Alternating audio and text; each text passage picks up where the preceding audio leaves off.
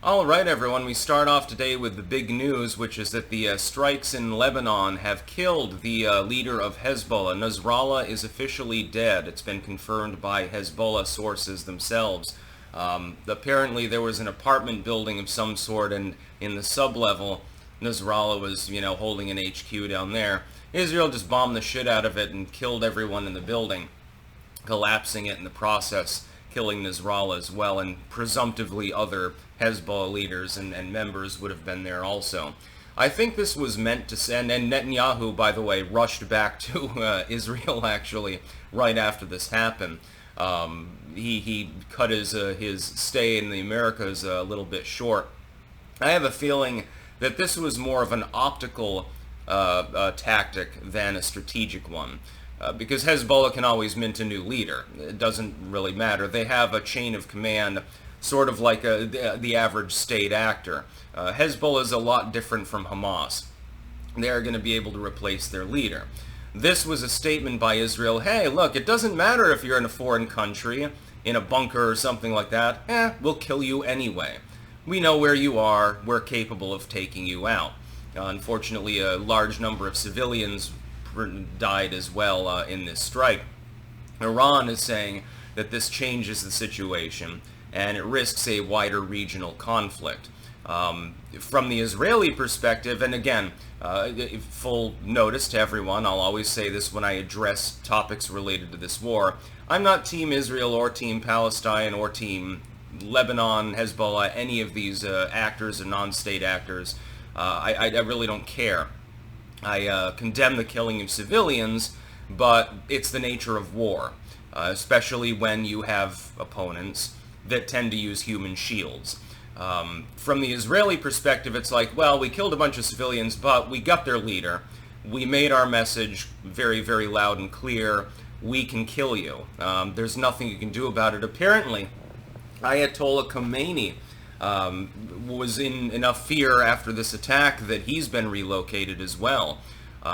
Probably because they're like, oh, the Israelis might fly a jet over here, a stealth bomber or something, and just nail us. So, he's probably in an undisclosed location.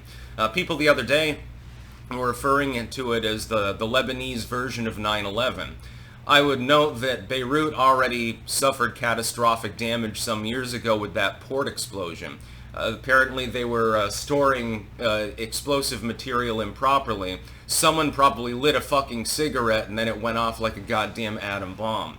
It was almost on the same order as Tianjin. You remember that in China. Man, that was a wild night.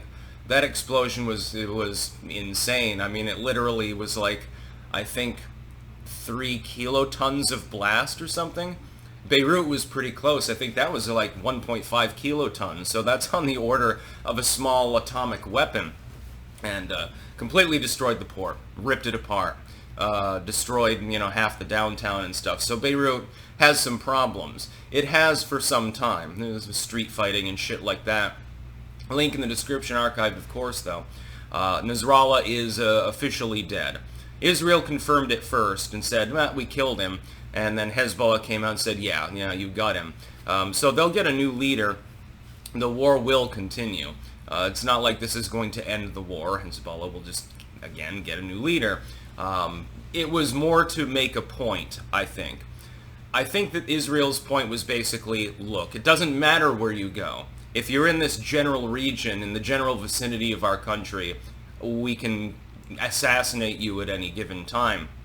And Hezbollah truly has, attacked Israel incessantly now for years, especially lately, over Gaza. But this is a spiraling situation. It starts off with a shitty U.S. foreign policy. Hamas looked at the United States, at the Biden administration, and said, you are weak. Clearly, you're not going to conduct any diplomacy over here. You're not even visiting other than, weeping at the Wailing Wall. So we don't respect you. We're going to haul off. And Hamas organized a bunch of paragliders, actually, which was surreal, actually, to watch some of that footage. They cross the border. They take a bunch of hostages and kill a bunch of people in bordering areas. Israel naturally had to respond. Netanyahu didn't have a choice politically. If Netanyahu had said, well, we're going to do this diplomatically, we're going to arrange, hostage negotiations, he would have been out on his ass in 10 minutes. The Knesset would have forced him out. He would have been forced out by literally everyone. There would be mass protests in Israel. Because people need to understand, it's not like the way things work in maybe Western Europe or in Japan or something like that. If you're offered insult in certain parts of the country, you have to respond. You have to have strong leadership. Netanyahu needed to project strength. So naturally, they drew up their forces, called up the militia, the reserve, and then they invade Gaza. They're also kind of invading the West Bank, although not 100%. It's more like, border raids than anything else, which is kind of weird. So they go into Gaza. Once they went into Gaza, they obviously, and this was predictable, they smashed the shit out of Hamas. They've killed a number of their leaders, probably about a third of Hamas members, although again there are huge civilian casualties. It was therefore predictable that Hamas would pop off, Hezbollah would pop off, and that Iran would pop off. When Israel decided to gun for Iran over their particular problem, funding Hezbollah in retaliation, then in Iran decided to launch barrages of missiles and drones towards Israel. Now in the first instance, it was a pulled punch on both ends. This was good. And I praised it at the time. I'm like, okay, Iron Dome and the Iranians are capable of compensating for the situation. It was a pulled punch. But this time it's not a pulled punch. It's not entirely clear. It appears they might have dropped a Moab on the Hezbollah HQ in a foreign country. Iran is now more condemning it than it was before and saying this changes the nature of the war. Again, we're always hoping that you get pulled punches, but this was not a pulled punch. They just killed the leader of Hezbollah. Well, Hezbollah naturally is going to react, and then Israel will react to them. Rinse and repeat. It's escalating each time, each cycle. The hope is that eventually diplomacy sets in. But you're not going to get that as long as the Biden administration exists. You're not going to get, and if Kamala is elected, we're probably headed for World War III. It's just like if Hillary Clinton were in office right now, what the fuck do you think the U.S. diplomatic policy would be? Yeah, bomb them. That would be the policy. There's only one person right now running that would genuinely be able to negotiate some sort of peace there. And he also met with Zelensky the other day. And he's getting panned by the liberals because they want World War III as well. We'll be talking about that later. And that's Donald Trump. He can probably solve the situation. Will you get peace? No, you're not going to get a peace treaty or anything like that. Will the war de-escalate so that we don't end up with nukes flying or something like that? Yes, I truly believe that. If Kamala's in there, can you imagine Kamala Harris goes to Jerusalem to conduct diplomacy?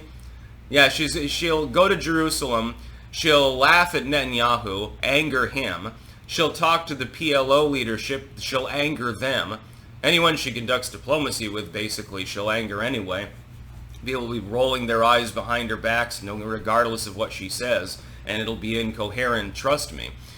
This risks a much broader regional war. If Iran gets involved, by the way, this will also hamper relations with the newly liberalized, semi-liberalized Iranian government and Saudi Arabia. Remember, Iran is a Shiite nation. Saudi Arabia is a Sunni nation. Canonically speaking, they don't get along very well. People who say it's only Muhammad, and then people who say, well, Ali is also, a prophet and stuff like that. And there are other differences, but whatever. There's been war in that region forever. There's only one person who can be powerful enough as a Western head of state, I think, to broker at least a temporary peace, de-escalate the current situation. Now, will another situation inevitably arrive later on? Yes, unfortunately it will. I don't have any hope for peace in the Middle East. I don't think that it'll ever happen. But we can at least spare some people their lives. We can at least do something. And that would be a moral decision to make. Conduct diplomacy. there appears to be no real effort on the Biden administration's behalf of attempting to stop things like this from happening. So, yeah, I mean, I don't weep for Nasrallah's death, but, hundreds of civilians were also killed and injured, so, I suppose in the Israeli perspective, there's a trade-off. That's about all. Peace out.